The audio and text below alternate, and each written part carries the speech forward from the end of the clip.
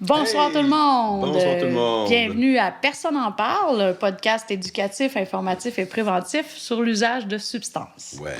Alors aujourd'hui, Dan, j'espère que tu es bien réveillé. J'espère que vous l'êtes aussi. Parce qu'on parle de... Cocaïne. Oui, la cocaïne, la coca. Donc, qu'est-ce que c'est ça de la cocaïne? Ben oui, c'est ça. D'où ça vient?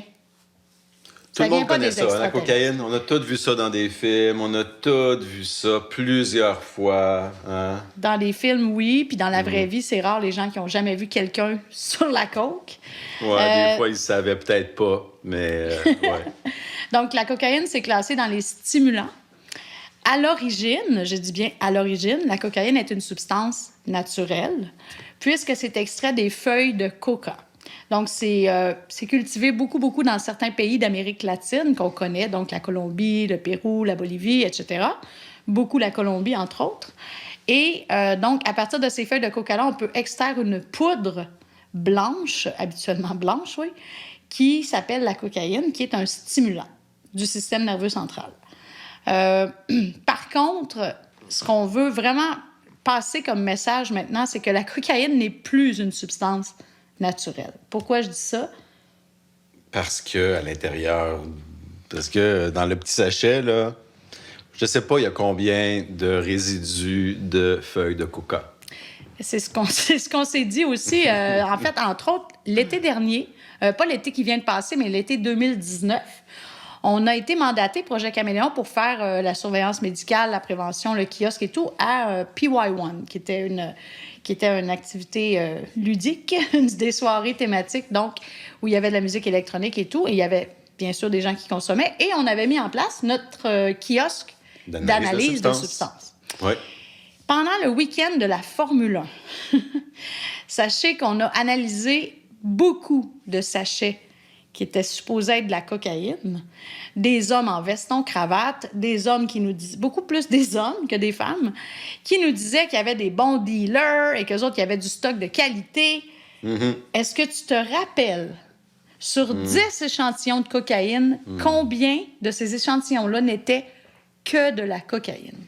Ah ben là, que de la cocaïne, probablement 0, là, parce que ça, on peut pas le dire, là. Non, ben c'est sûr qu'on peut pas identifier toutes les composantes, mais sur 10 sachets analysés, on avait trouvé un sachet qui contenait de la cocaïne qui avait l'air pur. Donc, sur 10 échantillons, il y en avait un. Mais qui ne l'était pas. T'sais, c'est pas parce que le réactif cocaïne répond à la cocaïne que la substance testée est pure. Exact. Et c'est clair qu'elle ne l'était pas. Mais on avait pu éliminer de cet échantillon-là la méthamphétamine.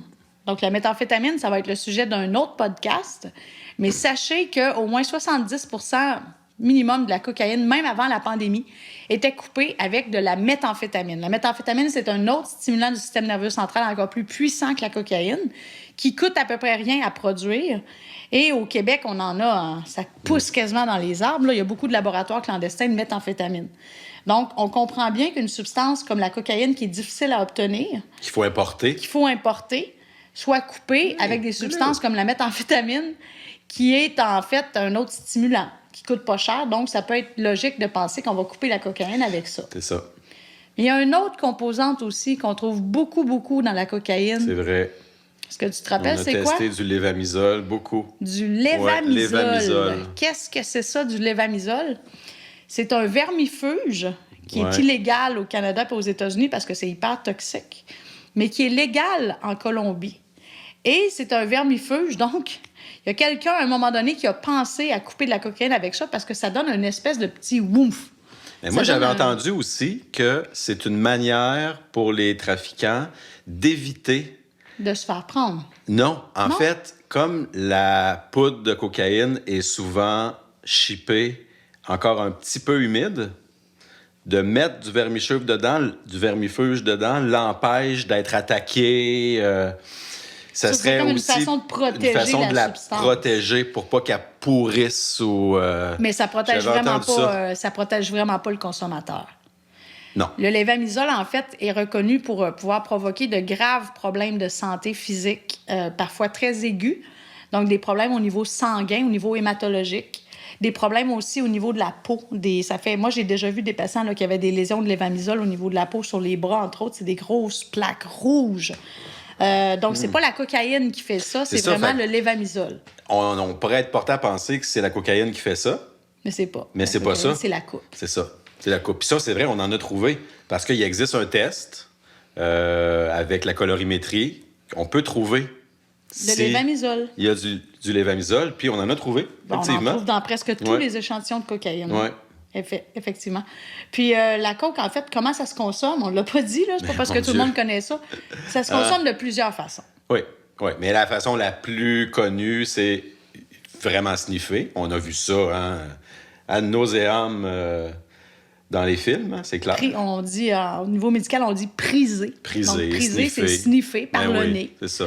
D'ailleurs, il y a des cocaïnomanes chroniques qui ont à la longue une perforation de la cloison nasale. Donc, ça peut même faire un trou dans la cloison nasale, tellement que imagine comment ça peut être toxique à la longue. Donc... Mais il y a sûrement d'autres manières aussi. Là. Il y a des gens qui peuvent se l'injecter. Ben, en fait, la cocaïne s'injecte, oui. Donc, la consommation de cocaïne intraveineuse est extrêmement compulsive. Moi, j'ai déjà vu des gens là, qui se piquaient 40 ou 50 fois dans une même journée. On voit pas ça avec l'héroïne, là, parce qu'avec l'héroïne, ils mourraient d'une surdose. Mais avec la cocaïne, on peut voir ça, des gens là, qui s'injectent de façon hyper compulsive. Mais selon moi, il y a encore pire que ça pour la cocaïne, et ça a un autre nom, quand elle est fumée. Ouais. Comment on appelle ça, de la cocaïne fumée? Du crack? Du crack. J'avais smack dans la tête, mais non. Non, smack, c'est l'héroïne. Du crack ou encore de la freebase. Oui, ça, donc, dépendamment de la recette, il y en a qui vont couper la cocaïne, qui vont faire virer leur cocaïne au four là, pour obtenir des roches avec de l'ammoniac. Ou il y en a d'autres qui vont faire ça avec du bicarbonate de soude. Okay. Donc, dépendamment de la recette, il y en a qui vont appeler ça crack ou freebase. Moi, je vous dirais que c'est... Attends, je comprends pas. Tu peux pas fumer la poudre que tu achètes. Non, mais il faut la transformer en roches. Oui? Des roches de crack ou de freebase. OK. Et je vous dirais même que c'est très... c'est presque culturel, hein, même. Ben, dans l'est de la ville, on parle de crack, puis dans Outremont ou Westmount, on parle plus de freebase. Donc, c'est vraiment drôle. Les gens qui font de la freebase ont comme l'impression que c'est moins grave que faire du crack, comme dans le Bronx à New York, puis que le crack, c'est associé à la déchéance. Mais je vous dirais, freebase ou crack, là, fumer de la coke, ça mène à la déchéance de toute façon. C'est quoi l'avantage ou c'est quoi les effets de la fumer plutôt que de la sniffer ou de se la shooter? Ben, ça, c'est quelque chose que les gens ne savent pas. Mais la voie d'absorption d'une drogue la plus addictive, c'est l'inhalation. Donc, le fait de fumer une substance, c'est ça qui va faire réagir le cerveau le plus rapidement, encore plus vite que l'injection. D'accord. C'est pour ça que le tabac, hein, la cigarette, c'est si difficile d'arrêter de fumer. On fera un podcast sur le tabac. Mais on sait qu'en moyenne, les gens qui fument le tabac vont essayer d'arrêter en moyenne 10 fois avant de réussir. C'est beaucoup. C'est dire à quel point c'est... Donc, quand une substance est inhalée, c'est très addictif. Le cannabis aussi est très addictif. Et le crack, la freebase, la cocaïne fumée, très addictif, très compulsif en consommation. Puis au niveau de l'effet? Ah, ben en fait, l'effet, c'est ça qui est fou, là, c'est que quand c'est fumé, ça peut durer, 5 minutes, le buzz? 5 minutes, le high? OK. Donc, c'est pour ça que les gens recommencent tout de suite après. Alors que quand une drogue est sniffée, comme la cocaïne sniffée, on dit que ça va durer entre 30 et 60 minutes, peut-être. À un moment donné, il y a des gens qui vont en faire aux 20 minutes dans une soirée. C'est-tu la même quantité? Pas nécessairement. Mettons une roche fumée dans la pipe à crack Je versus... vous dirais, ça dépend du poids de la roche. Ouais. Et ça dépend de la grosseur de la roche aussi. Ouais, tu c'est sais. ça. Fait qu'il n'y a pas vraiment d'équivalence. Là. Mais je sais que j'ai déjà entendu des gens là, qui faisaient des dizaines de roches par nuit. Là. Puis, est-ce que tu sais combien ça coûte, la cocaïne? Cher. Hyper cher. Cher. Ça a Probablement que toujours- ça a augmenté dans la dernière année. Ben, ça a toujours été une drogue chère. Moi, dans ma clientèle, j'ai la chance et le bonheur de voir toutes sortes de gens. Je rencontre des travailleuses du sexe, je rencontre des dealers, je rencontre des vendeurs de drogue et ils m'éduquent beaucoup. Et il y a certains revendeurs cette année, au cours de la dernière année, pendant la pandémie, qui m'ont avoué que avant la pandémie, 1 once, donc 28 grammes de cocaïne, ça se vendait sur le marché, c'était à peu près 1 500 $. Depuis la pandémie, 2 500 $. Puis ça, un once, c'est 28 grammes. C'est ça. Fait que 2000 2 500. 2500, ça fait quasiment 100 piastres le gramme. Oui, bien, c'est ça. Mais la cocaïne, c'est... On a toujours dit qu'un quart de coke, c'était 20 $. 2 quarts, 40. Donc, 1 gramme, c'est entre 80 et 100 $ à peu près. Une roche de crack, c'est autour de 20 $. Ça, c'est une dose? Une dose pour 5 minutes de high. Wow. Donc, est-ce que tu réalises la déchéance, Que ça peut amener. comment ça peut ruiner une personne, la cocaïne? Même si c'est sniffé, là, c'est une drogue qui est extrêmement chère, qui ne dure pas longtemps. Et il y a un phénomène aussi qui s'installe rapidement avec cette substance-là, qu'on voit avec d'autres substances aussi, c'est la tolérance. Ouais. Donc, une personne qui fait de la coke pour la première fois pourrait avoir un high incroyable avec un quart de gramme la première fois. Puis finalement, au bout de quelques mois, ils se retrouvent à sniffer 1 gramme, puis ils n'ont plus tellement d'effet. Donc, ça, c'est la tolérance. Donc, la Fait que t'es cocaïne... porté à toujours en faire plus, puis à vouloir en faire toujours de plus en plus. Comme la à plupart des rapprocher substances. tes doses. Oui. Ouais. Mais je dirais la cocaïne, c'est une drogue très compulsive. Hein. Il y a aussi un autre phénomène qu'on voit. Je te donne un indice. Je te dis le mot sexe. Ouais. Ouais, les stimulants, puis le chemsex. Oui. La cocaïne est beaucoup ouais, associée Et pourtant, au sexe. Et pourtant, les gars, ils n'ont pas d'érection là-dessus. c'est ça. Ça donne des troubles érectiles. C'est ça. C'est comme s'il y avait une dissociation entre les deux cerveaux.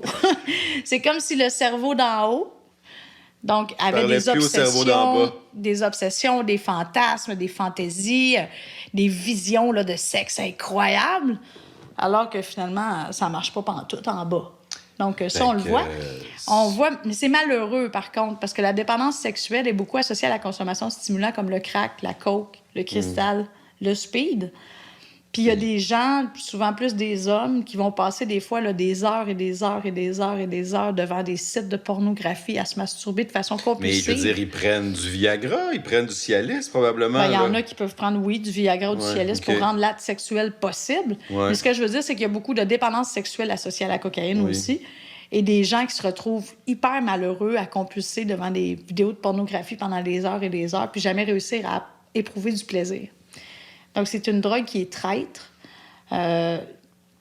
Qui est associé, j'imagine que là aussi, comme toutes les autres, c'est associé à la prise de d'autres types de drogues, évidemment. Beaucoup, beaucoup, beaucoup associé la cocaïne à À l'alcool. l'alcool. Eh oui. Moi, je connais pas beaucoup de cocaïnomanes qui commencent par la coke.